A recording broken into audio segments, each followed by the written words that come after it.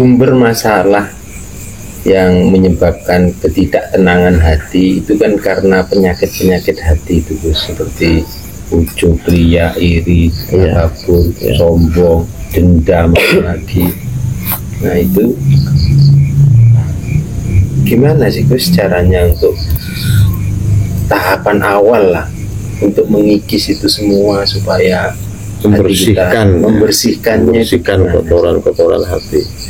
Soalnya itu kan secara apa ya, alamiah setiap manusia itu punya itu, Gus. Iya, pasti.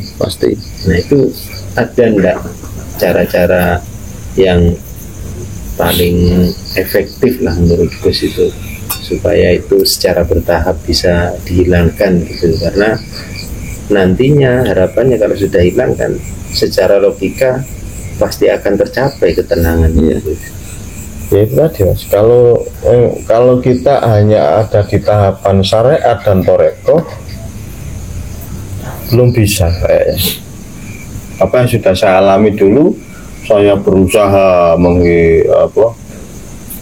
sabar, kebobolan terus. Ternyata setelah saya belajar hakikat dan kemudian saya praktekkan, hilang sendiri, Mas.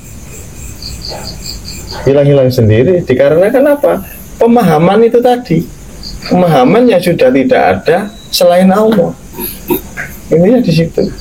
Jadi apapun yang bergerak di dunia ini, baik itu yang menjengkelkan atau tidak menjengkelkan, ini semua yang melakukan satu. Sadarnya di situ. Baru hilang sendiri, tidak usah dihilangkan. Anehnya di situ.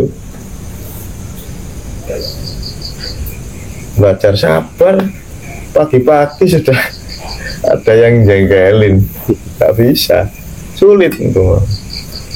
Tapi ketika sudah memahami siapa diri kita dan siapa Tuhan, hilang sendiri. Hilang sendiri. Nah, terus cara menghilangkannya itu harus kita sadari juga bahwasanya sifat dendam ini juga yang memberi juga Allah. Sifat iri ini juga Allah yang membuat.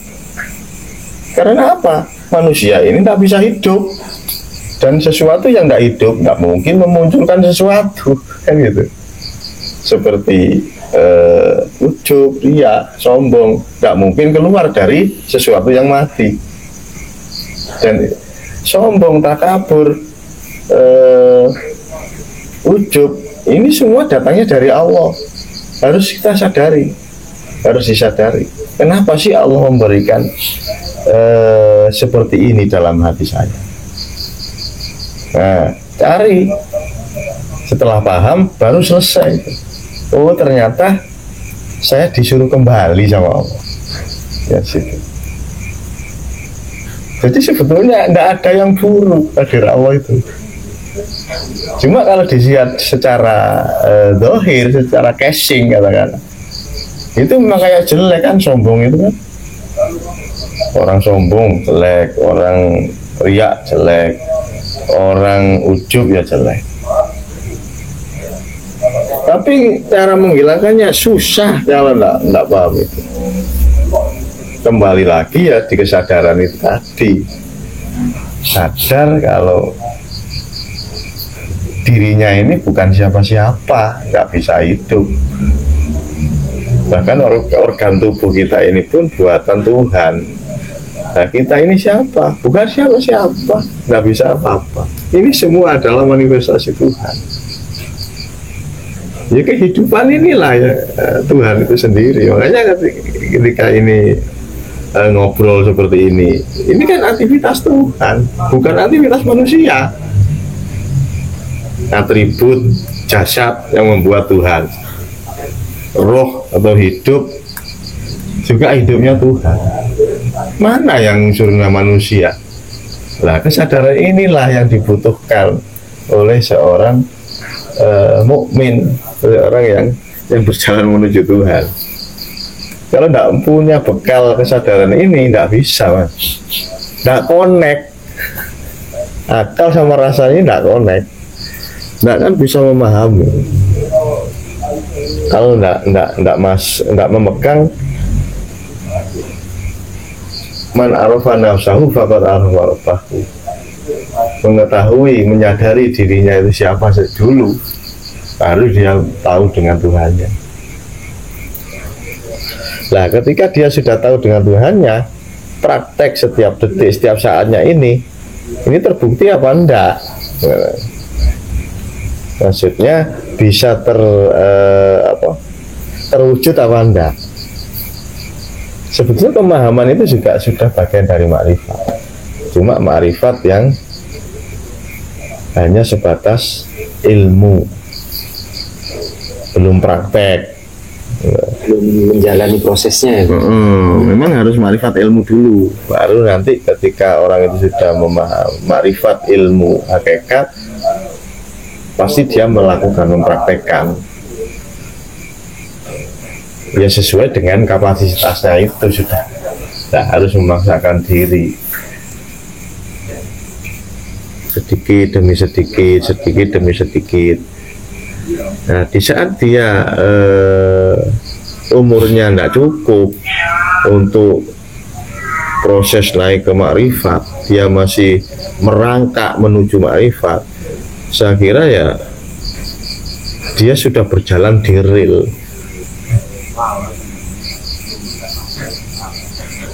Saya kira ya diampuni oleh Allah, dimaklumi lah. Nah, sisanya kan orang-orang yang belum berjalan di rel tadi. Kemauan tidak ada, praktek perjalanan ke Tuhan itu ya juga tidak ada. Kan orang-orang yang sudah memahami hakikat kemarifat itu tadi kan tahu, Mas, tahu sama orang-orang ini masih mencapai tahapan ini, orang ini masih mencapai tahapan. Tidak tahu itu bisa seperti itu, tidak tahu. Itu mungkin efeknya di situ. Dan itu sebetulnya juga ujian. Jika dia sombong, bangga diri, nah itu ujian. Dibilang ujian ya ujian.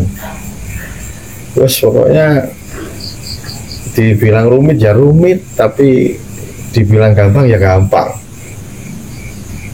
Makanya ketika hakikat itu kita praktekkan ya gampang, Mas. Kalau kita bahas sulit. Sebenarnya cukup satu kata aja, latih dulu zikir siri, jahar dan siri, wirid dulu, langgengkan wirid dulu di dalam hati, kemudian sadari kalau kita ini sebetulnya bukan siapa-siapa, tidak bisa.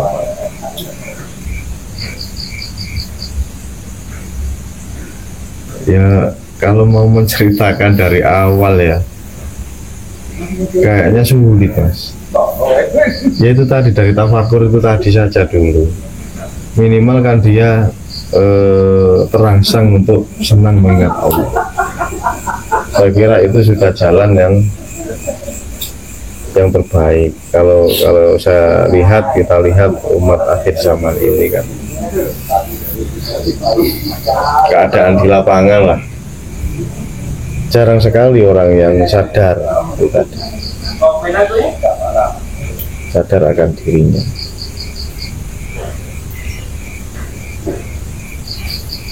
Tapi kita disuruh menyampaikan saja, tidak harus merubah. Jadi ya gimana ya, ya wis semampunya kita, sudah semampunya kita disuruh menyampaikan ya kita sampaikan menurut tingkatan orang yang kita sampaikan itu masih level di mana, ya harus kita modifikasi cara kita berbicara dengan orang-orang yang awam, di mana dia mau memahami, bisa memahami apa yang kita maksudkan. Tidak boleh dengan kekerasan, harus dengan kelembutan. Rasulullah pun seperti itu. Dan itu yang sulit, Mas.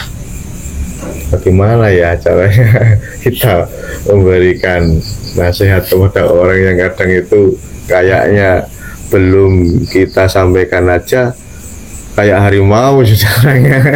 Lagi seperti itu sangat sulit sekali, dan kita tidak boleh menyerah. Kita cari titik temunya nanti di mana. Dan biasanya yang sering saya alami itu ketika orang-orang seperti itu berada di titik sakit yang berat, itu mudah masuk apa yang disampaikan itu tadi, dan banyak juga yang tidak masuk. Jadi pengalaman saya itu waduh, nggak tahu saya itu saya sendiri nggak masuk logika kok. Kadang itu saya datangi orang sakit, orangnya malah ngomong-ngomong kotor. Saya sampaikan seperti ini, nggak paham sama sekali.